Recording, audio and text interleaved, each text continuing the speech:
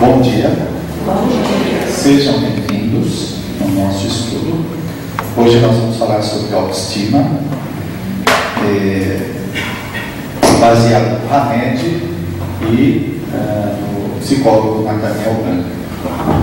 Todos estão em cima atualizados com a sua autoestima, estão tinindo. O que acontece, né? Que tem esses altos e baixos, altos e baixos. Bom,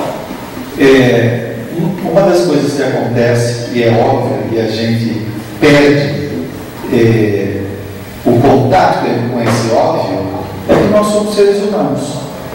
E seres humanos têm altos e baixos. Não tem jeito. Jonah de Angelis, num dos seus livros, fala que nós temos alterações orgânicas, hormonais, que independem da nossa vontade, são involuntários. Então acontece, por mais que nós queiramos estar naquele nível alto ou retilíneo, sempre na mesma, não tem jeito, tem os altos e baixos. E nós temos que aprender a lidar com isso, porque senão, quando dá a queda, nós nos julgamos tão mal e esse julgamento é que vai piorar a nossa situação. Aí entra também a nossa consciência, a consciência do limite, né? Vai chegar um dia que nós vamos ter mais controle, nós vamos ter autoconsciência, autodomínio. Por enquanto nós não temos. Estamos caminhando para isso. E como se desenvolve isso? Nesse treinamento que nós estamos fazendo, dos altos e baixos.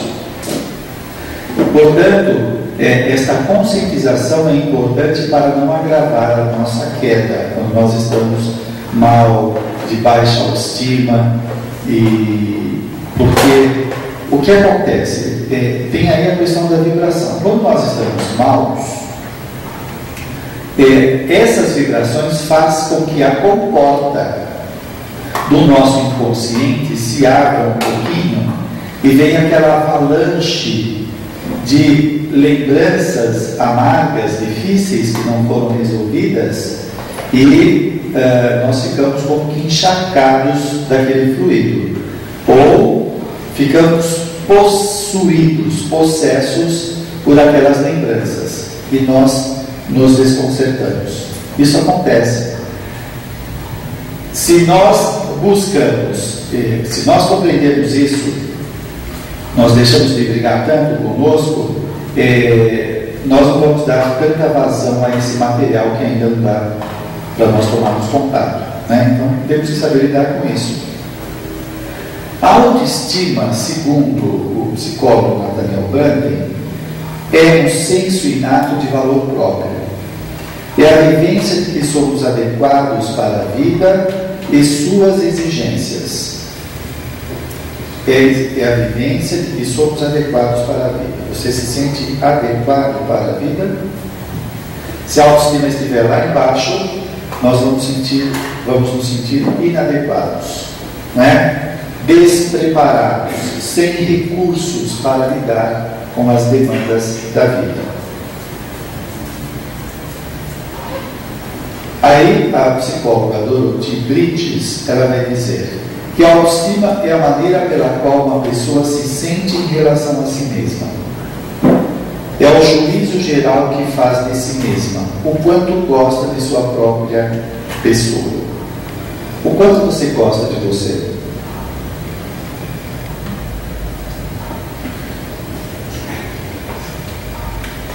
Olha, eu quero fazer uma diferenciação.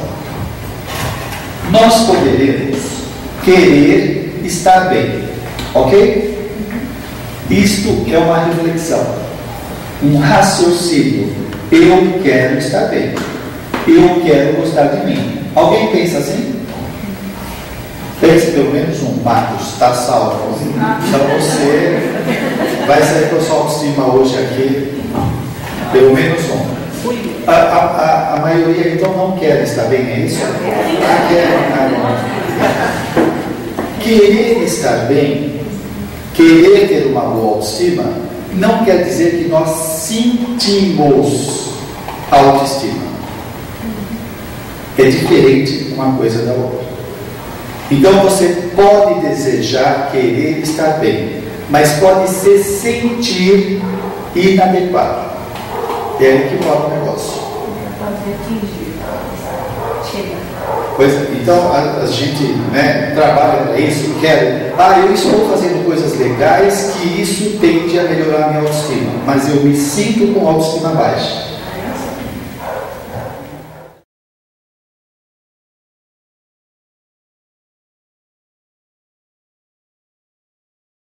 Então, isso está dentro do que estamos falando. A pessoa pode falar, discursar que gosta de si mesma, que se curte, e se sentiu inferior. E aí, como a gente resolve essa? Pode ser um autoconvencimento, aí tem que ver, né? Cada caso é um caso. Às vezes é uma defesa da pessoa de tomar contato consigo. Por exemplo, você pega uma pessoa histriônica é o que no passado se chamava de histérica. É aquela pessoa que quando você conversa com ela, ela fala para você que ela conhece todo mundo. Eu chego lá no trabalho, todo mundo me cumprimenta. Quando eu entro no metrô, nossa, as pessoas sorriem para mim, todo mundo, e faz escândalo, faz teatro. Essa é a pessoa histriônica. Você veja que tem essa manifestação externa, mas que não corresponde ao mundo interno, aquela suposta alegria, né? E aí tem essa diferenciação de pensar e sentir. Então nós desejamos, queremos várias coisas, mas nem sempre sentimos isso. Então você pode desejar se amar e ter o sentimento de inferioridade, o sentimento de inadequação, o sentimento de menos-valia. Isso pode acontecer.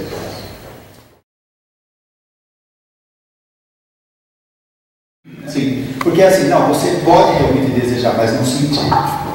Então, eu vou passar a bola para os universitários. Eles vão responder. Por que a gente sente uma coisa diferente do que pensamos? Influenciação social, por exemplo, é um. Influenciação social? É um fator dentre vários.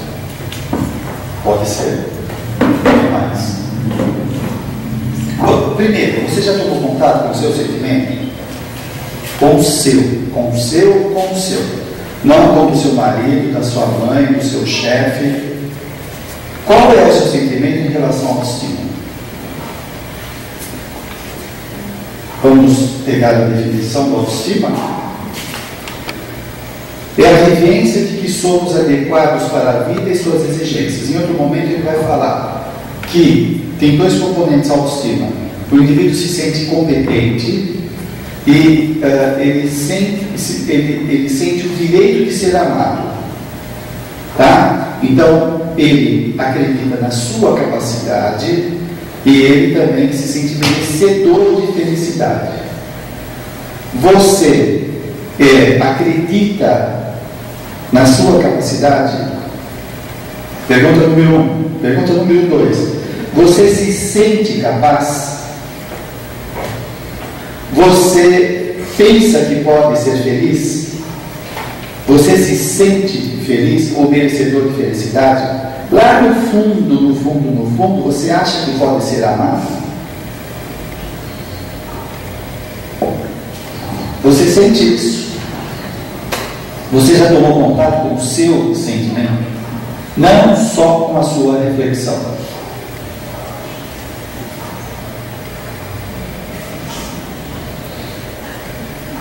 Sim? Quem já tomou contato com o sentimento?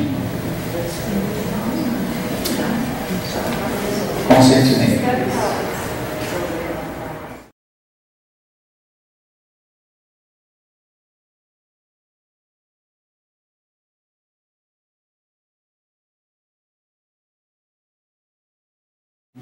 Isso sim. Tá. É um feedback interno que você tem.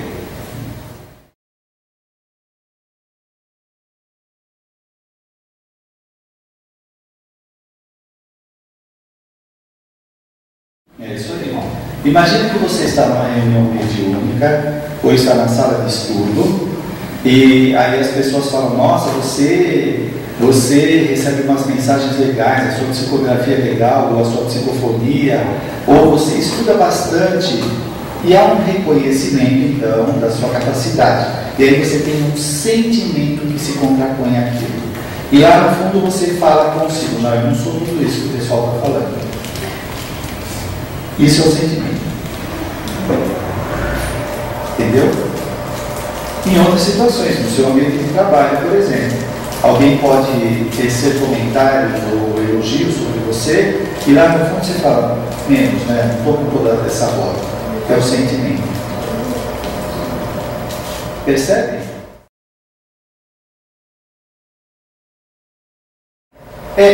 Mas não é bom, né?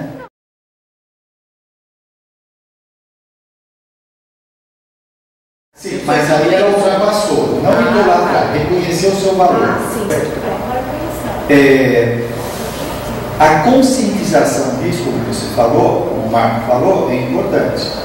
O indivíduo começar a se conscientizar, estar ciente daquilo que está acontecendo. Porque aí o que acontece? O indivíduo tem a emoção, ele tem que abafar. Não, eu sou competente. Não, eu sou competente. Sim, eu sou competente. E ele abafa aquele sentimento. Então, o custo emocional para ele ser competente vai ser muito grande. Porque existe uma coisa lá dentro se contrapondo, que ele está abafando, e para ele abafar consome energia. Percebe? Então, tomar contato. Eu me sinto incompetente, eu me sinto um pouco inferior, e tomar contato com isso para poder mudar. O Hamed vai falar alguma coisa aqui daqui a pouco. Agora ele está quieto aqui, deixa ele sossegado. Bom, eu tinha dito antes. Então tem duas necessidades básicas: eu posso ser amado, eu sou importante e tenho valor porque existo. E eu tenho valor. Posso dirigir a mim mesmo com competência. Eu tenho valor. Né? Essa é a ideia do psicólogo Nathaniel Brand.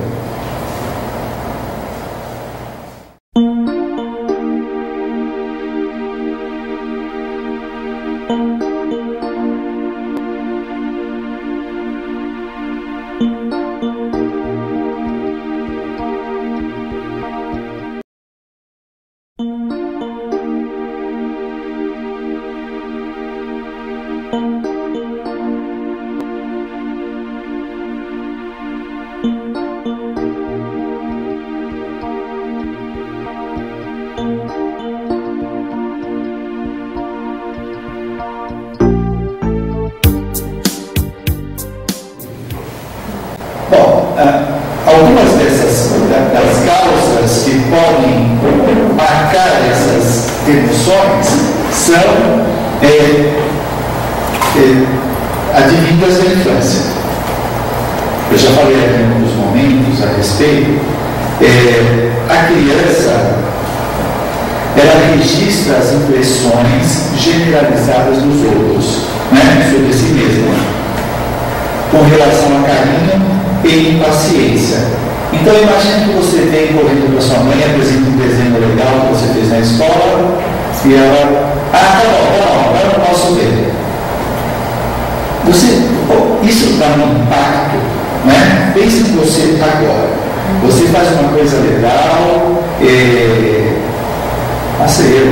no seu trabalho, ou no centro, você faz uma psicografia, você vai lá no dirigente. Não fica tão entusiasmado com isso. Aquele choque que dá é a marca, as marcas que ficam nas emoções. Então a criança tem que ir entusiasmada e a mãe não tem tempo, né? Porque a roupa é mais importante. Então ela pensa na roupa, em arrumar a casa, e a criança fica com aquela marca, e pode ter várias consequências disso daí. Ou ao contrário disso, o reconhecimento: nossa, que bacana, olha, você é isso, é aquilo, né? Que impressões que vão ficar. Agora, tem uma outra variável. Esta criança ela vai ser mais receptiva ou menos receptiva a isso de acordo com o seu grau evolutivo, né? Se pegar um indivíduo conflituoso, se pegar um indivíduo neurótico, ela pode receber todo o elogio do mundo, vai ser pouco. A mãe para e fala: nossa, que desenho bonito! Ah, você está falando para não agradar. O neurótico é fogo. O neurótico é fogo. Então ela não consegue experimentar aquilo lá. Não é? Então pensa nisso, como que você faz? É uma coisa esquisita, né? Um misto dentro de nós, uma mescla de querer ser reconhecido e quando é reconhecido às vezes rechaçado. Quantas pessoas são às vezes acarinhada, tratada com amor, com afeto, e ela tenta se livrar até agride o outro. Então, olha como que está o mundo dela perturbado. Ela precisa do afeto, não dá para escapar disso. Mas ao mesmo tempo ela não quer. Então tem alguma coisa aí de masoquismo, de não querer ser bem tratada, de sofrer, ao mesmo tempo um sadismo de querer ter o outro sofrer, já que não tem tanto afeto, e isso soa para a pessoa como uma coisa falsa. Por que falsa? Porque como ela está atormentada, ela não consegue perceber a boa intenção. Olha a bagunça interna, por isso que ela tem essa reação esquisita.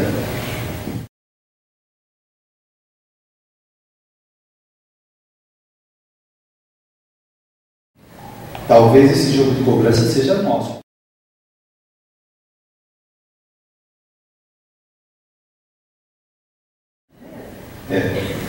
Então tem gente que às vezes evita, mesmo se esquiva de receber alguma coisa para depois não ter ou não conseguir retribuir. Tem que trabalhar isso, porque é importante receber, importante, não é? Isso vai mexer. Agora, não tem a necessidade de retribuir. A Joana de Ângeles fala o seguinte: quem quer ser amado é imaturo. Durma com esse barulho. Nós queremos ser amados, né? Mas esta exigência de querer ser amado aí entra na troca. Então não tem aqueles casais que são assim: ah, eu te beijei de manhã, à noite quando você chegou, você não me beijou. Então tem que ser, é tudo contabilizado, né? Eu te dei um abraço, você não me deu. Não, tudo contabilizado. Tem lá uma tabelinha, né?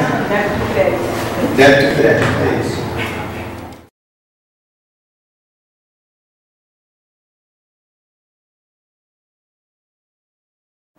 Olha, a repressão nunca é boa.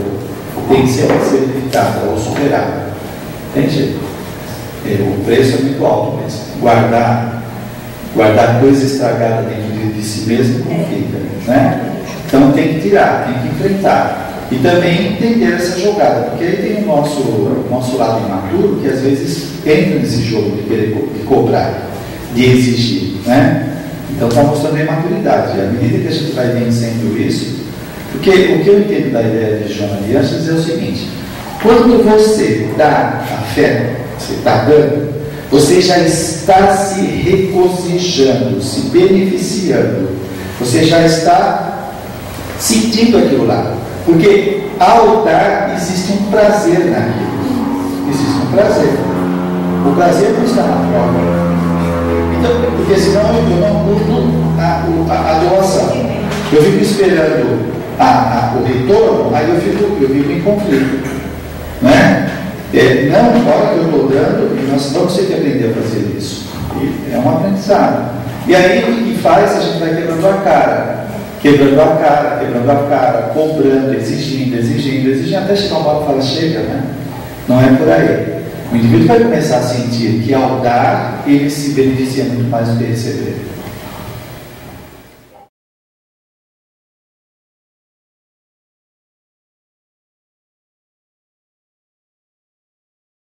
Nós não fomos ensinados a tomar contato com o sentimento, né?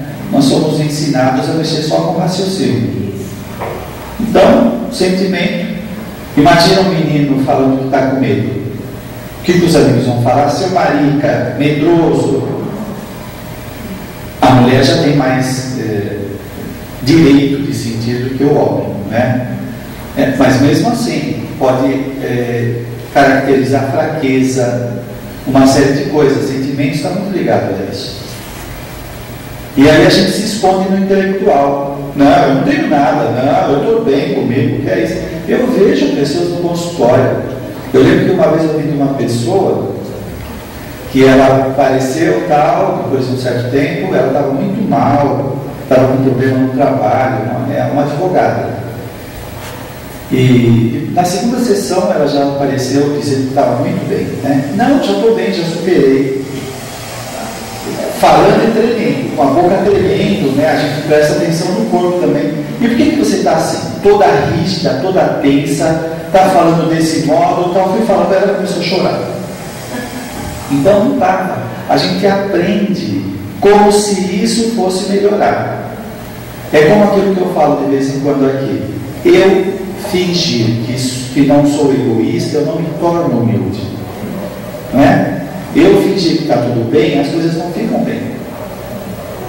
Então precisa, é duro, é chato tomar contato com essas coisas desagradáveis, mas nós precisamos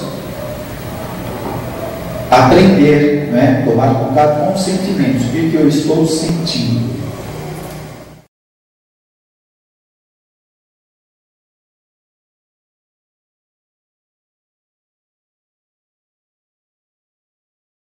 Veja, são coisas distintas. O lance é o seguinte: você tomar contato com o sentimento é você tomar contato, constatar, não é alimentar o pensamento, o sentimento.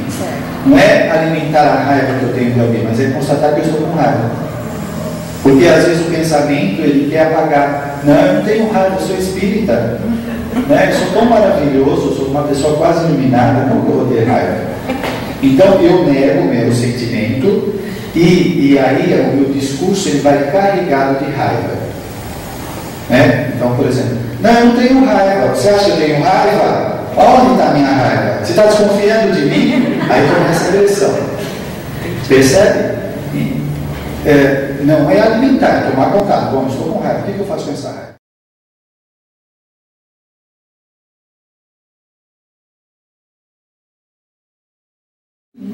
Não só por aí, você tem que ver por que você está triste. Por que eu estou triste? Senão você não mexe na causa. Então, por exemplo, estou triste, não, eu amo a vida, a vida é maravilhosa, eu reencarnei, eu tenho que ser feliz, não sei o que lá, blá blá blá. E aquela tristeza está lá recalcada, entendeu? Consumindo energia. Então eu estou supostamente feliz da vida, que vida maravilhosa. Eu estou reencarnado, tudo é maravilhoso. Aí eu vejo alguma cena, alguma coisa, tem aquela angústia, aquele sofrimento interno. Não, eu não posso, né? Olha que vida maravilhosa. É uma briga tremenda. Por que eu estou triste? Porque aquela pessoa me desprezou, me desqualificou, ou porque eu me desqualifiquei diante daquela situação ou tal. Ou essa tristeza não é da vida presente, vem do passado. Então eu preciso aprender a lidar com isso. Ok? Então, essas emoções, elas são os nossos professores. Ela vem falar do nosso mundo interior. Elas vêm retratar como está lá dentro. Porque por fora a gente não sabe dele. E é assim também. Nós estamos aqui mais ou menos legais, não é? Mais ou menos. Não tão assim. Aí você passa aqui dentro por uma experiência de rejeição. Como que você se sente? Aí você vai ver um lado seu se manifestar que vai trazer muita angústia que você não conhecia, porque não tinha tido o estímulo. Veio o estímulo da rejeição, a pessoa se sente angustiada, parece que o mundo vai cair. Porque aquilo lá mexeu no núcleo dela doentio. Ou outra coisa qualquer. No ambiente de trabalho, você está esperando a promoção e a promoção sai para outra pessoa. Eu tenho uma pessoa, que eu estou conversando com ela, já faz 1 ano que ela está amargando a promoção que a outra pessoa recebeu e ela não recebeu. 1 ano. Então, Para ela tudo bem, não, eu sou competente, eu faço, ela dá conta do trabalho e é mesmo. Mas na hora. Então, aquele estímulo, o não reconhecimento, evocou nela sentimentos de raiva, e aí já esbarrou um pouco na competência. Será que eu sou competente mesmo? Por que ele recebeu a promoção e eu não? Nós, muitas vezes, somos salvos pela falta de estímulo aversivo, estímulo difícil. Preservados, não é? Algumas vezes esse estímulo está dentro de casa, é um familiar. Então toda hora que você chegar perto daquela pessoa, você se sente diminuída, menos importante. Ela é um estímulo que faz parte do passado, que evoca o seu lado medroso ou inseguro com relação àquilo. Como você pode estar perto de uma pessoa que você se sente altamente entusiasmada, alegre, confiante, tudo vai dar certo. São estímulos diferentes. Olha como muda isso. E a presença do obsessor? Por que algumas pessoas têm crise, convulsão? Porque a presença dele evoca no inconsciente da pessoa lembranças super amargas, amaríssimas. Eu ia falar isso, é isso mesmo, não é amaríssima? É superlativo de amarga, é isso ou não? Dicionário, deixa quieto, é mais ou menos isso. Aquilo é uma descarga de emoção tão forte. Imagina um bloco de emoção aparecendo, um bloco de emoção. O indivíduo cai e começa a ter convulsão. Não precisa ir longe. Lembra da pessoa que é muito difícil para você? Muito difícil, terrível. A hora que você vê ela, o coração começa a palpitar, aquela tremedeira, sudorese. Olha só o que aquela pessoa evoca. Então dá para a gente entender um pouco esse mundo interno. Às vezes o indivíduo tem que reencarnar lá do outro lado do país para não ter contato, porque se tiver contato, só de saber que está no quarteirão ou coisas do tipo, a coisa é terrível. Olha só, aquele caso que eu sempre falo do Sabino no livro Ação e Reação, o nome do capítulo chama Débito Congelado. Débito congelado. Por quê? Congelado porque os inimigos não tinham acesso a ele, o magnetismo dele foi tirado para ele não ser identificado, para ele poder levar a vida dele até o final, naquele corpo de prisão, todo deformado. Então estava congelado. Então ele estava na geladeira se recompondo. Porque se os inimigos chegassem junto dele, o estímulo da presença do inimigo ia fazer ele repensar nos crimes praticados. E pensar nesses crimes praticados, o indivíduo entra na loucura de novo. E aí ele não se recompõe. Então ele não pode ser identificado. Percebem? Tem um outro caso interessante de André Luiz, que o pai na vida espiritual está muito atormentado por causa da filha, eu acho que é isso. E aí os benfeitores lá, na parte espiritual, fazem o trabalho magnético no pai para esquecer a filha temporariamente, para ele não se perturbar e conseguir trabalhar. Porque o estímulo, a lembrança da filha, deixa ele atormentado. Dá para começar a entender essas coisas? Algumas vezes, como somos preservados de situações que desestabilizam totalmente a nossa personalidade. Agora, estas manifestações precisam ser trabalhadas. Então, nós estamos aí num trabalho homeopático que as pessoas que estão ao nosso redor são suportáveis ainda.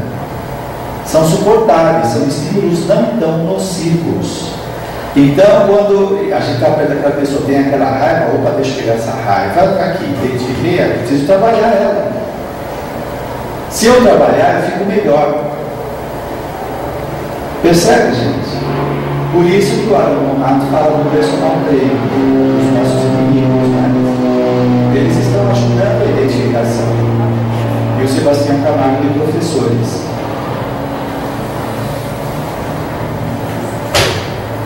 Mas vamos pensar nós também, né? Você já pensou quando somos nós que chegamos perto da outra pessoa, ela começa a tremer de raiva, ela começa a espumar?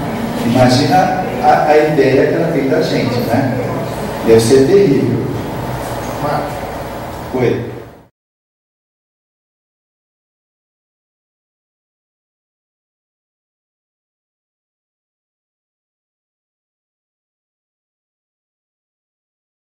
É saber administrar isso, depende da circunstância, né? Tem um lado aí que tem a necessidade do perdão, porque se eu perdoo, eu vou trabalhar conteúdos internos. Se eu perdoo você, eu corto o fio. Se eu não perdoo você, nós ficamos ligados e a gente fica trocando farpas. Não precisa ser consciente, não. Ficamos trocando, nós estamos ligados. Você perdoou, cortou. Então você já não sente agressão, as farpas. Agora, tem momentos que vem a cota de sacrifício pessoal e suportar aquela situação, sem precisar socializar, né? Porque tem gente que já chega, por exemplo, em reunião de família, joga todo o seu lixo em cima dos outros. Eu estou péssimo e não sei o que, e vai vomitando, vai vomitando.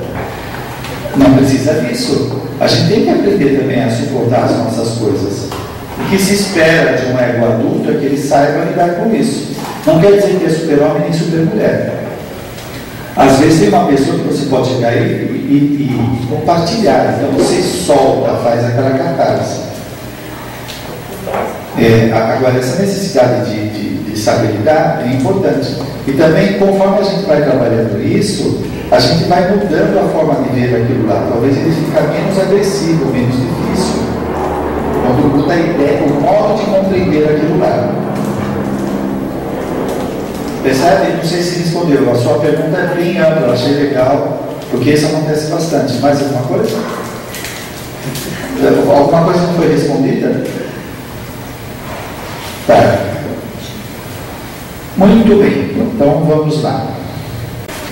Bom, eu estava falando então dessa imagem que vai se formando na infância, né?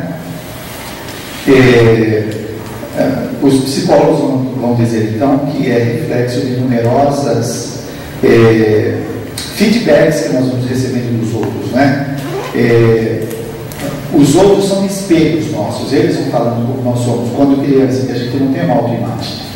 Você é inteligente, você é burro, e a gente vai guardando essa imagem. E também, isso que nós estamos recebendo do outro são estímulos que podem evocar no nosso inconsciente esse sentimento de rejeição ou de afeto, né? Aí está a suscetibilidade. Não é só o que o outro disse que tem aquele impacto, a nossa história, o nosso repertório. Ok? Imagina uma pessoa que no passado teve muita experiência de rejeição. E aí, usando aquele exemplo que eu falei, a criança vem mostrar para a mãe: mãe, olha meu desenho, agora eu não posso. Aquilo é devastador. Quem olha fala, mas só por causa disso, só que subjetivamente, para ela, existe um universo dentro dela de rejeição, que isso daí foi a fagulha num barril de pólvora. Devasta. E aí a pessoa pode até surtar. A gente não entende isso. Quantas vezes nós falamos: isso é frescura sua, para de frescura. Isso não foi nada. Como não? E o mundo interno dela? E o nosso? Bom, de qualquer jeito, a programação reencarnatória nos colocou naquela família, naquela situação, que precisa ser trabalhada. Né? Precisa ser trabalhada. E se a gente tem esses sentimentos que ficam rondando ali a nossa personalidade, no grupo familiar, o pai que é o déspota, a mãe que é fria, opa, o que isso está trazendo? O que esses professores estão ensinando para nós? Essa visão tem que ser diferenciada. O Hamed fala muito nisso. Porque senão eu me vejo lá como uma vítima. Olha, coitadinho de mim, olha os pais que eu tive. Olha os pais que eu tive, né? Sem atentar que foi programado esses pais. É o máximo que eu conseguia, de paz. Né? Na fila dos pais lá, só dava para pegar eles. Eram os melhorzinhos, né? Tem um campeonato, fazendo uma analogia, né? Como que é, Marcão? Tem os times da classe A, primeira divisão, segunda, terceira. A gente vai na fila da terceira, a quarta, vê os pais que estão sobrando lá, se tem algum ainda, né? Às vezes só tem uma mãe, só tem um pai. Como diz Joana de Ângeles, a gente fala erradamente que nós estamos onde merecemos. E ela fala, não, nós ainda não merecemos. Porque se merecêssemos, teríamos condição melhor. Nós estamos onde necessitamos, que é bem diferente. Nós precisamos daquilo, nós ainda não merecemos. O dia que a gente merecer, vamos ter pais legais, né? Talvez um emprego também construtivo, não escravizante, e por aí afora. Relacionamentos mais construtivos.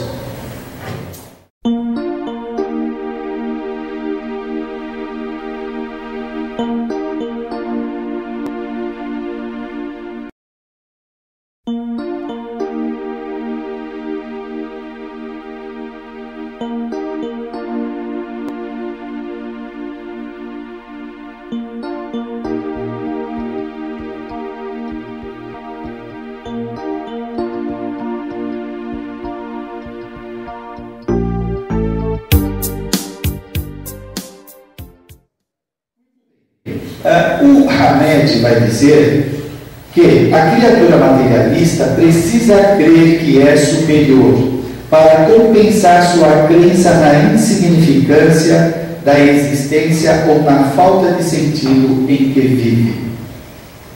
Esse materialismo está na nossa cabeça, no processo de socialização, nós estamos incorporando isso. Nós temos valor pelo status, pelo corpo, pelo dinheiro, pela casa. Aí está o materialismo, né? Ele vai se infiltrando por aí. Então nós começamos a acreditar que temos importância ou menos importância de acordo com as posses, de acordo com o que a sociedade privilegia como importante. Então o indivíduo que não tem uma grana legal, não tem a profissão, o salário, ele se sente menos importante. Ele, olha, é complicado. Eu lembro que quando eu trabalhava na casa transitória e eu tinha parado de estudar, né? Fiquei vários anos sem estudar. Parei, acho que era o primeiro grau, primeiro, segundo, terceiro, tinha parado tudo. E eu conversando com um dos meus amigos lá na casa transitória, bate-papo, na hora de café, um falando que faz isso, faz aquilo, está trabalhando na casa transitória em tal área, porque eu sou pedagogo, outro. Eu me sentia o menos dos menos dos menos. Não tem jeito, eu me julgava menos importante.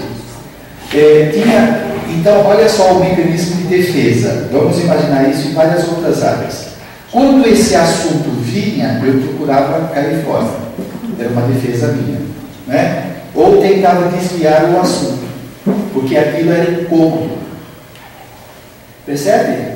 Então, por exemplo, se nós temos problema na área sexual e começa a sair assunto sobre sexo, a pessoa começa a se virar na cadeira, começa a ter coceira, vai beber água. Se começa a sair assunto de viagem, eu já conheci a Europa, conheci os Estados Unidos, o indivíduo não viajou, ele começa também a se mexer. E aí estão as defesas. Né? E eu me sentia. E aí, depois de um certo tempo também, eu acho que eu sempre falo isso, o que me entusiasmou a estudar foi as leituras do Herculano Pires, que é um filósofo espírita. Né? Aí eu fui estudar. Depois que eu me formei, que eu vi que aquilo não era tão importante. Era importante sim estudar, isso é muito importante. Né? Mas aquele sentimento era uma cobrança minha, eram uns conflitos pessoais. Porque está cheio de pessoas aí com pós-doutorado que se sentem nada. Então não são os títulos, né? Não sei se alguém escutou o programa de sexta-feira, uma pessoa de Recife me mandou um e-mail que ela está fazendo doutorado, acho que é o doutorado ou mestrado, não lembro, de Química, e a orientadora dela está muito agressiva, tal, e a pessoa está pensando em desistir do doutorado, está cheio de conflitos por causa dos maus tratos da professora. Olha o conflito. Então ela é uma doutoranda e não está resolvida por dentro. O problema não é de título. O Hamed vai falar do complexo de inferioridade. Como que isso acontece em nós? Ele fala que ideias que foram recalcadas na infância, recalcadas quer dizer reprimidas, jogadas de escanteio, negados, vai para o inconsciente. Então essas ideias recalcadas vai para o inconsciente e vão se somar às experiências de vidas passadas. Ok? Nós temos a nossa história pregressa, temos a nossa historiografia, né? O registro dessas várias experiências. O que vamos fazendo agora vai se somando aquilo lá. Então imagina como que fica. E isso vai gerar sentimento de culpa, segundo ele, com uma excessiva carga emotiva gerando essa excessiva carga emotiva relacionada a pensamentos de baixa estima, sentimentos de inadequação, constante frustração em decorrência da desvalorização das capacidades pessoais. Então imagine o tormento que fica no mundo interior da pessoa. Por isso, a proposta da psicologia é tomar contato com essas emoções recalcadas e vai fazer o que se chama de integração. É reconhecer que eu tenho aquilo, trabalhar e mudar. Não é? Por exemplo, eu falei a rejeição. De repente você tem um sentimento de rejeição. Seu pai, sua mãe, alguém te rejeitou. E fica aquela marca de rejeição. É preciso tomar contato com essa rejeição. É como se a gente fosse dissecando aquilo lá. Como que eu me senti rejeitado? Meu pai falava que não gostava de mim. Fui eu que dei um valor muito grande àquilo lá. Então, se eu entro na compreensão, aí vem a consciência. A consciência vai jogando luz na coisa. Porque a coisa está meio apagada. Meu pai não gostava de mim. E a coisa se encerra ali. Se o meu pai não gosta de mim, eu sou uma droga. Espera aí, mas quando eu jogo consciência, luz ali, meu pai não gosta de mim. Por que ele não gosta? Porque ele era uma pessoa muito ignorante. Ele não sabia dar afeto. Eu também não sabia entender a situação. Percebe que a gente vai clareando. Então, se nós ficamos com aquela imagem, aquela marca daqueles acontecimentos, nós vamos ampliando a imagem. Sim, foi rejeitado porque ele era ignorante, provavelmente ele é o inimigo do passado. Eu vou aumentando a imagem que eu tenho daquilo lá. Bom, eu tenho sentimento de inferioridade, então ele não me amava. Mas a minha mãe me amava, eu me dava bem com os meus amigos, eu quando entrei na escola, eu fazia amizades. Eu vou aumentando a ideia que tenho de mim mesmo. Vou mudando aquela imagem, porque aquela imagem fica fixa. Eu citei aqui numa outra oportunidade, essa Dorothy que eu citei, ela fala que essas imagens que a gente recebe da infância é como fotografia. Então, a sua mãe vem e tira uma foto de você. Sua estúpida, pá, bate a foto, pega aquela foto estúpida e guarda no álbum. Olha como ele é inteligente e bate, ela guardada, inteligente. Essas várias imagens, elas ficam meio que congeladas. Então nós vamos pegar e mexer. Bom, por que ela me xingou de estúpida? E aí entra o nosso querido também, eu era manhoso demais, né? Muito mimado, espera aí, eu dei muita importância a isso. Então nós vamos mudando. Ele vem falar também das crenças. A imaturidade espiritual nos deixa contagiar por crenças materialistas. A base de todo complexo de inferioridade inicia-se no materialismo, a crença no nada.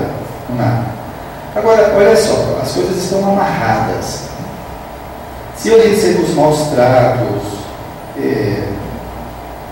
as dificuldades, etc., mas somado com essa ideia que permeia a nossa cultura de que a vida é só isso. Se a vida é só isso e eu estou sofrendo tanto, que vida é essa? Então, percebe que isso fica rondando a nossa cabeça? Dessa vida não se leva a nada. E tem todas as máximas, né, sociais. Nossa, não leva a nada, eu só apanhei até agora na vida. Que vida é essa? E a pessoa vai guardando, vai guardando, vai guardando. Então a coisa fica muito forte. Se nós comentamos, então isso é uma crença, né? Uma crença, daqui a gente não leva nada, não tem certeza da vida após a morte, por aí afora. Então alguns podem cair no hedonismo, querer gostar demais da vida, a sua vida é só diversão, sexo, bebida, etc. Outras ficam anuladas, escondidas, outras se escondem nas religiões. Tem vários meios de lidar com isso daí.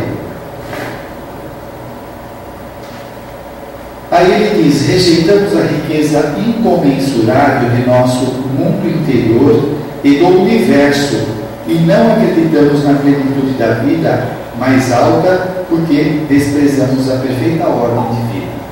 Isso daqui já explica bem. Esse desprezo pela ordem divina faz a gente entrar no caos. Se não existe essa ordem divina, e nós duvidamos. Por que nós duvidamos? Porque a gente sofre. Mas onde está a ordem divina? Olha as pessoas nos hospitais, as pessoas deformadas, cadê a ordem divina? Ou quando nós estamos passando por angústias, mesmo acreditando em Deus, há um pânico interno. Pânico. Mas cadê os espíritos? Cadê os benfeitores? Não é? Olha aquela mensagem de Jesus: homens de pouca fé. Se isso tivesse vivo dentro da gente, essa fé, seria fichinha essas coisas. Não foi assim com Paulo de Tarso? Não foi fichinha, mas ele enfrentou. Não é? E tantos outros aí que passaram dando testemunho. Olha só, eu já falei aqui do filme da Madre Teresa. Tinha momentos lá que ela estava negociando para conseguir uma outra coisa, terreno, não sei o que lá. E quando ela esbarrava no limite, ela acreditava na providência. Deus vai resolver. E resolver. E se não resolver, é Deus que quer. Não é saber lidar com os limites? Mas aí pode ter a nossa onipotência. A gente acha que resolver é Deus atender o nosso capricho. Às vezes resolver é não resolver, é não acontecer. Porque é o medicamento que a pessoa precisa. Às vezes nós precisamos ser frustrados. O indivíduo quer. Eu estava conversando com uma pessoa, eu não lembro que lance que foi, que ela não conseguia estudar. Eu conheço uma pessoa hoje na existência atual que ela tem muita grana e ela não estuda. Não estuda. Ela tem dinheiro para fazer qualquer curso em qualquer parte do planeta e ela não estuda. Amanhã isso vai ficar muito caro para ela. Talvez na próxima existência ela vai querer fazer o primário e ela não vai conseguir. Ela não vai conseguir guardar, ela vai ter tremedeira, ela vai ter pânico, porque ela desdenhou. Porque ela está aqui para crescer, não para ficar uma folha. Tem um autor que fala isso: olha a folha. Tem pessoas que são assim. Passa a vida assim, sem nada. É uma folha. Não se mexe, não vai atrás de nada. Ela está desdenhando os bens da vida, porque o corpo é um empréstimo. É um empréstimo. A gente pede emprestado para crescer. Chega aqui, como um cara fala, tem algumas pessoas que estão na vida só para tomar sorvete e comer a sobremesa. É só isso. Para eles é só festa, diversão, cervejinha. A pessoa não aproveita. Isso vai gerar uma culpa tremenda. Provavelmente essa culpa pode afetar todo o seu sistema nervoso, sua cognição, suas emoções. Por isso, na próxima, ela não vai conseguir estudar, como essa que eu estava falando. que quer estudar e não avança, não vai, não tem jeito. Portanto, vamos aprender, né?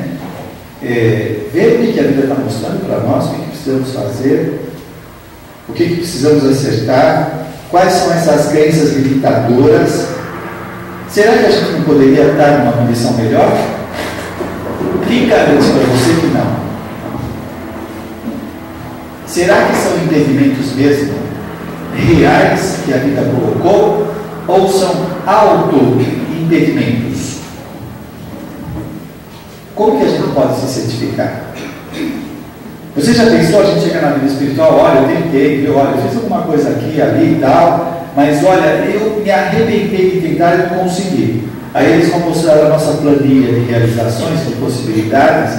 Olha, não é bem assim não, viu? Você tentou o quê?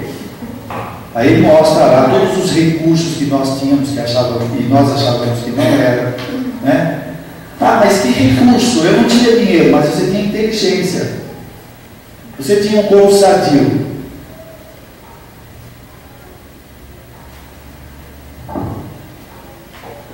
É como algumas pessoas estão esperando se aposentar para fazer alguma coisa, não é assim? Ah, não, olha, quando me aposentar, aí eu vou me dedicar. Aí, mas quando meus filhos se formarem, primeiro meus filhos têm que se formar, né? E vai esperando, ou quando eu terminar um curso. Aí quando ela termina tudo isso, ela desencarna. Não deu tempo de nada. Aí chega na vida espiritual, mas eu tentei. Será que tentou?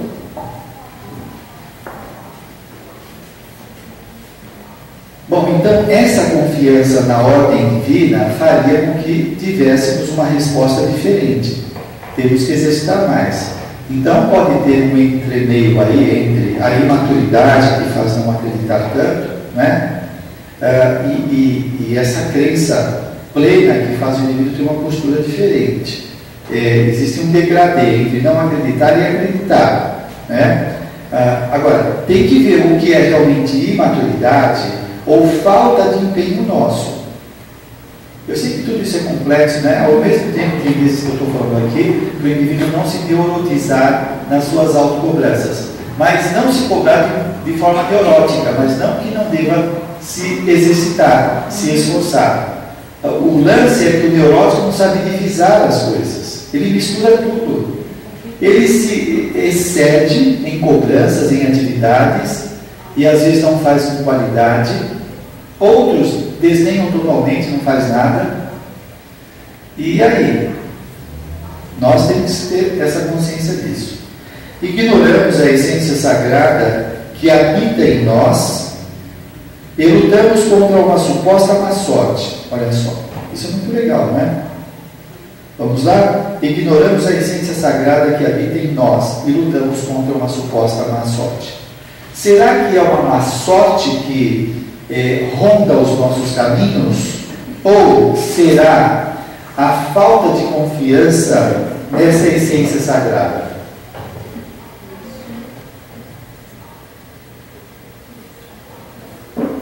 Eu já falei aqui do complexo de Édipo, né? É a pessoa que tem o medo da sua própria de Jonas.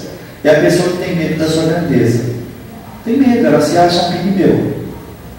A vida está sinalizando que ela é uma gigante na sua área e tal, mas ela se sente como um pigmeu. Então ignoramos a essência sagrada que habita em nós e lutamos contra uma suposta má sorte que nos fataliza a desgastar enorme quantidade de energia por não reconhecermos as leis naturais que regulam tudo e todos. Tudo e todos. Essa lei está aí, vigente em nossas vidas. Esse Deus interior, ele precisa também ser contatado, né? É um exercício de contato com o seu mundo interior, com as suas realizações, com as suas capacidades, com os seus limites. Constante contato.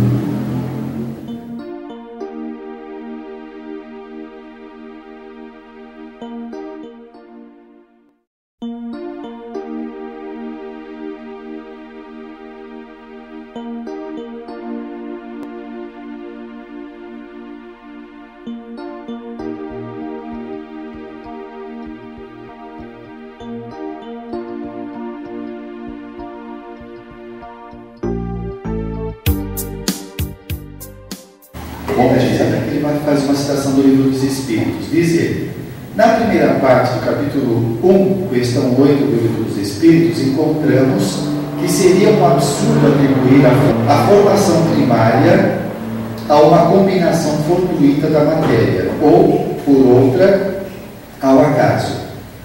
A harmonia existente no mecanismo do universo revela um poder inteligente. Não é o acaso, não é as disposições da matéria que vão formando situações. Né? Existe essa harmonia. O acaso é cego e não pode produzir os efeitos que a inteligência produz. Um acaso inteligente já não seria acaso. O que está acontecendo conosco não é um acaso. Faz parte de uma inteligência, faz parte de uma lei sábia que está fazendo o melhor para nós. Só que o egão nem sempre quer. O egão ainda quer voltar aos caprichos. Ele se ilude que, se eu fizesse isso ou aquilo, seria melhor. E aí a gente enche a cabeça de bobagem e não aproveita o melhor.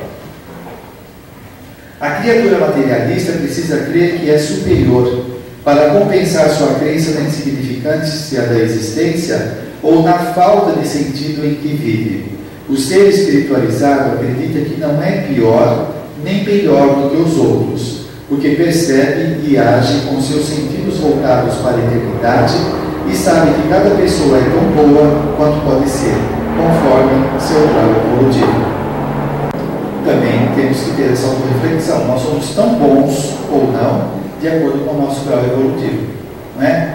E também ficar voltado assim, não perder essa visão da eternidade é muito importante. Isso mostra o quão é provisório tudo que está acontecendo agora.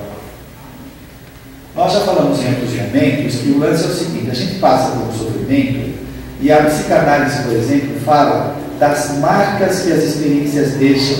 E quando essa marca acontece, nós ficamos retidos nela, uma parte da mente fica retida. Então, se você teve uma grande perda, a sua mente fica marcada nessa grande perda. Então nós continuamos, as coisas vão acontecendo, mas tem um lado nosso que está preso naquela marca, na perda, na dificuldade. Não é? Nós precisamos aprender a lidar com aquilo lá. Então nós fragmentamos. A vida parece se constituir daquela situação difícil que nós estamos vivendo. Quando a gente fica preso, isso é uma visão fragmentada, linear, nós esquecemos a eternidade, que aquilo é provisório, vai passar, a vida é eterna.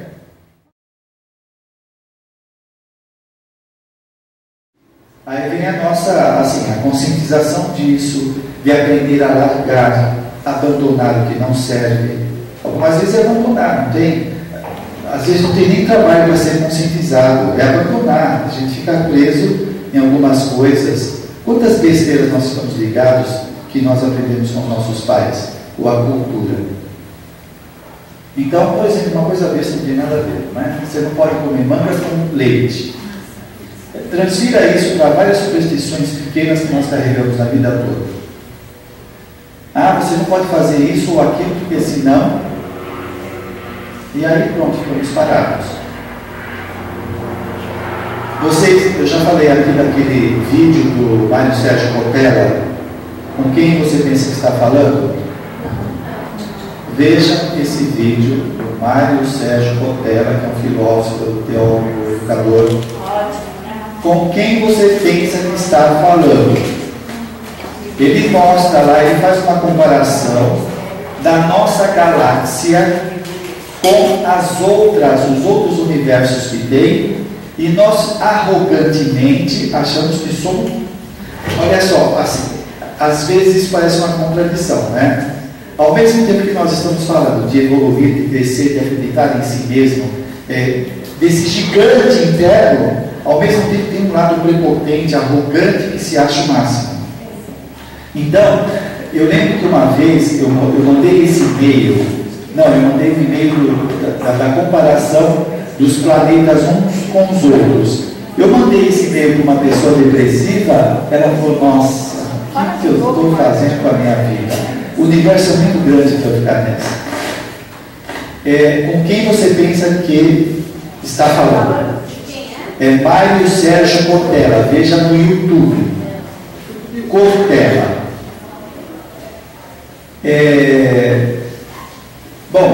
Então é o seguinte, o que eu estava falando. Hoje se fala de universos, bilhões de planetas na nossa galáxia. E nós estamos perdidos lá naquela experiência, na adolescência que alguém deu um cano na gente, na infância que o pai ou a mãe fez isso, a gente queria comprar um doce e não tinha, então a gente fica magoado até hoje. E esse universo imenso esperando a gente. E tem uma imagem que a Terra aparece como nada. É isso, né? Isso. Impressionante. Aquilo você imagina que o Sol é milhões de vezes maior do que a Terra? E tem planetas milhões de vezes maior do que o Sol? Aquilo é... Bom, então olha só. Vamos trabalhar essa contradição. Eu falei dessa grandeza, mas é o da arrogância, né? Mas é aí que está. Ele fala, a criatura materialista precisa crer que é superior. Você acredita? Vós sois deuses, divindades presentes. Vós sois deuses, senhores deuses. O que vocês estão fazendo? Eu também estou perdido aqui, eu também sou Deus mais ou menos. Mas o que a gente está fazendo com essa divindade toda? Senhores deuses, estamos numa comissão aqui, imagina. O que fazemos? Muito bem, senhores deuses. Brilhe vossa luz, por favor. Dá para brilhar? Não ficar nessa chama apagada, essa velha bucholeante assim. Dá curto-circuito, né? Se a gente ligar a nossa chama aqui, nós somos deuses ainda que resolve as coisas no tapa, né? Ainda não é no pensamento positivo, na oração e tal. A providência primeira é essencial para que possamos nos curar do sentimento de baixa estima ou inferioridade, é a convicção na imortalidade das almas e na pluralidade das existências. Nós sabemos isso provavelmente desde que conhecemos o Espiritismo. E parece que a gente não está curado não, né? É alguma coisa errada então. O que acontece? Se ele está falando que esse é o caminho, por que a gente não está curado da baixa autoestima? É a convicção na imortalidade das almas e na pluralidade das existências, somada à crença de que somos seres espirituais criados plenos e completos, vivendo uma experiência humana com o objetivo de nos conscientizarmos dessa nossa plenitude inata. Essa própria existência, ela vai desenvolvendo essa consciência para se conscientizar dessa grandeza. Enquanto nós acreditarmos que somos pigmeus, que não somos nada, etc., ficamos patinando. Agora, aí entra essa questão da imaturidade, né? O que é um gigante para uma pessoa imatura? É ter músculos fortes, é ter dinheiro, ter status. É isso que ele está procurando para a pessoa imatura. Será que a gente não está esbarrando um pouco nisso? Se tivéssemos um grupo perfeito, seríamos melhores. Se tivéssemos mais grana, etc., e deixamos de lado esse aspecto essencial, que é essa divindade, essa centelha divina que habita em nós.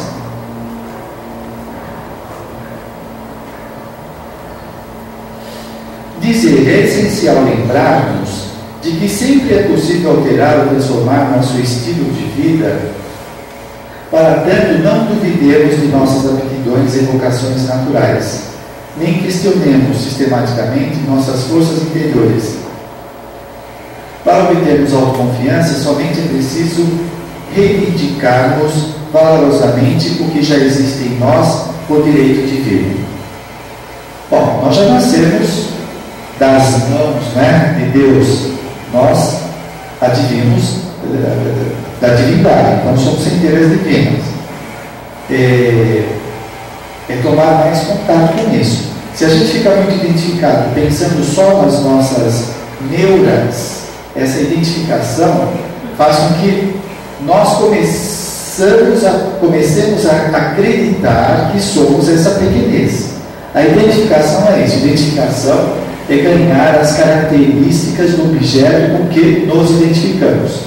Se você se identifica com seu pai, você começa a se identificar com as características dele. Você começa a se achar do jeito dele. Ou é uma pessoa boníssima, uma pessoa chata, uma pessoa briguenta. Nós vamos pegando aqueles traços. Joana de Ângeles fala dessa identificação com a divindade. Não é também aí, olha só, aí você pega a loucura. Alguns religiosos se identificam tanto com essa divindade que eles piram, eles começam a achar que são deuses. Mas espera aí, nós não estamos falando que somos deuses, mas calma lá, em potencial. O indivíduo já se acha o salvador. Né? Não tem apóstolo aí que se autodenomina apóstolo? São apóstolos. Ninguém falou, mas eles falaram. Pronto. Eu sou apóstolo, sou missionário, uma coisa assim, fantástica, né? Então, essa é a identificação com esse Deus de forma inadequada, onipotente. Ora, se eu sou Deus, eu não tenho falhas. O que o apóstolo fala, está falado, é verdade. O Papa, a infalibilidade dele, o que ele fala, está falado. Apesar de toda a história que ele teve, de ele ser uma pessoa super rígida, de uma formação complicada, pronto, ele falou, está falado. Virou Papa, né? É o representante de Deus. Olha só, o cara não é fraco não, né?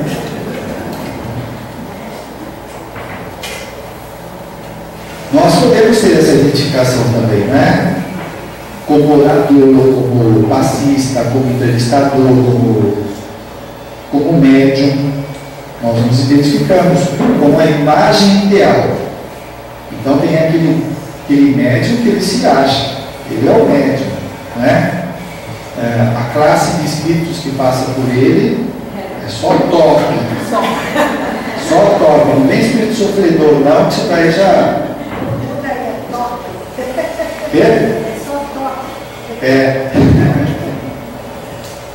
Bom,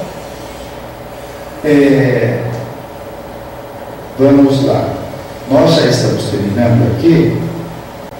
A autopiedade ou baixa estima gera uma invalidez psíquica. Sentimos-nos inferiores e incapazes. Quando deixamos de interpretar as ocorrências da vida e o segmento natural que implicará seu destino, nossa existência mergulhará numa total falta de sentido. Os traços psicológicos dos indivíduos que sentem autopiedade são reconhecidos pela ausência de experiências interiores. A vida sempre está fazendo constantemente que nós tomemos contato com o nosso mundo interior. O que a Evan Silifo fala? Nos últimos 2000 anos nós estivemos voltados para o conhecimento externo. Agora a gente está voltando para o interior. Como? De repente você briga com alguém e fica angustiado. Aí você toma contato com o seu mundo interior. Aquela angústia, aqueles pensamentos, é tomar contato com o seu mundo interior. De repente você começa a somatizar. Seu estômago começa a queimar. Mas por que eu estou assim? Contato com o mundo interior. Sempre as experiências vão fazer o indivíduo tomar contato com esse mundo interior. Eles possuem uma restrita visão de seu ritmo interno, não valorizam seu mundo íntimo, nem desenvolvem seu potencial inato, quer dizer, suas capacidades latentes, intuição, inspiração, percepção. Tem outras considerações aqui que a gente ampliaria a nossa reflexão. Eu vou ficando por aqui, então nós vamos ver se a gente consegue esse slide. Alguém quer falar alguma coisa? Pois não. Como? Por favor, qual o nome do livro? Do Hamed, As Dores da Alma. Esse daqui. Aliás, todos os livros deles são legais, né?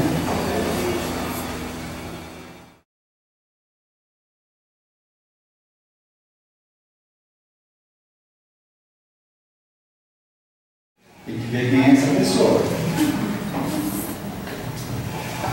né? Tem que ver quem é essa pessoa. É uma resposta. A resposta número 2. Às vezes não precisa mesmo. E aí a gente precisa discriminar. A gente tem que entender que aquilo já é dispensável, não é mais necessário. Então nós temos que avaliar. E aí que está. Como que nós avaliamos? Passando pelas experiências, fazendo escolhas, às vezes faz escolha errada, quebra a cabeça, aprende, abrindo a mente para entender mais, né? Tem gente que está, às vezes, numa situação desgastante, desnecessária, sofrendo pra caramba, e ela acha que está se iluminando. E ela está saindo de lá arrebentada psicologicamente. Então nós precisamos avaliar. Porque olha só, a programação reencarnatória pode, por exemplo, nós constituirmos nossa família. Nós somos aqui a nossa família. Nós programamos isso daqui. No entanto, o livre-arbítrio de cada pessoa vai tendo condutas diferentes.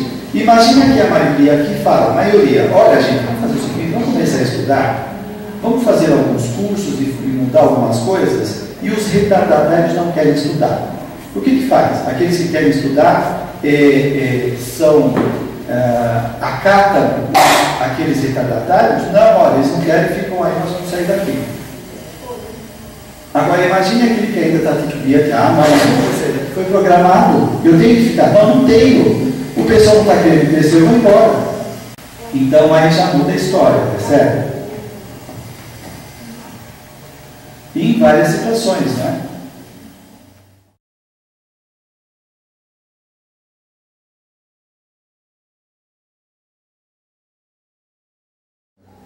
Então, a ideia, a proposta é você tomar contato. Tomar contato é tanto se conscientizar como experimentar aquilo lá, né? Por exemplo, eu me sinto inferior. Tomar contato com isso. Como que eu me sinto inferior? Eu me julgo incompetente, ou eu me julgo inferior aos outros. Esse contato faz com que a gente vá entrando na estrutura da coisa, né? Porque assim, se eu nego, não quer dizer que eu tenho uma boa autoestima. Se eu nego o meu sentimento de inferioridade, não quer dizer que eu tenho autoestima. Então eu preciso tomar contato com aquilo. Que sentimento é esse? Por que eu me sinto assim? Por que eu tenho dificuldade de conversar com pessoas? Por que eu tenho dificuldade de me relacionar? Então eu vou trabalhando tudo isso em mim. Olha só, vamos pensar de modo diferente. Você trabalha numa empresa. E de repente o trabalho que você está fazendo modifica, amplia ou diminui. Nós não precisamos constantemente nos atualizar para conseguir acompanhar a demanda que está havendo de mudança, não é? Nós vamos nos readequando, vamos ampliando o conhecimento, aí dar conta daquilo. E na vida pessoal também nós precisamos tomar esse contato. Bom, eu tenho dificuldades de me relacionar com as pessoas. E essa dificuldade faz com que eu me julgue sem importância. Então, esse julgamento é um subproduto de outra coisa, da minha dificuldade. Espera, eu tenho que resolver essa dificuldade de me relacionar.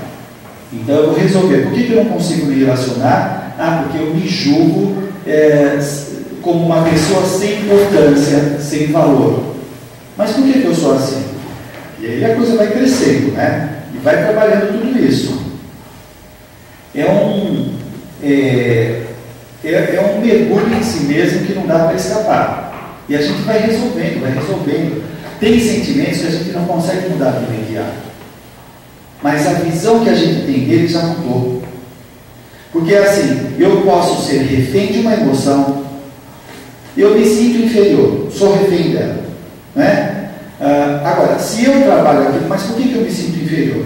Porque eu não tenho condições financeiras como os meus amigos, porque eu não consigo fazer a viagem que eu gostaria, porque eu não tenho a profissão que eu gostaria, mas eu tenho essa qualidade, eu já fiz isso, aquilo, então eu aumentei a minha visão daquilo.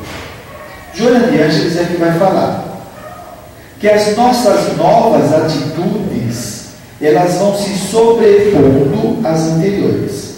Elas vão se sobrepondo. Né? Então aquela imagem que eu não consigo mudar, ela pode ser desfeita numa nova imagem. Bom, eu tenho um sentimento de inferioridade, porque meu pai me batia, ele falava que era um besta, mas olha, eu consegui tantas realizações e hoje eu estou consciente, eu não sou aquela besta que ele falou que eu era. Eu não sou. Eu sou uma pessoa assim, assado, eu estudo, então a gente vai mudando. Obrigado. Boa semana a todos. E estaremos de volta daqui a 15 dias.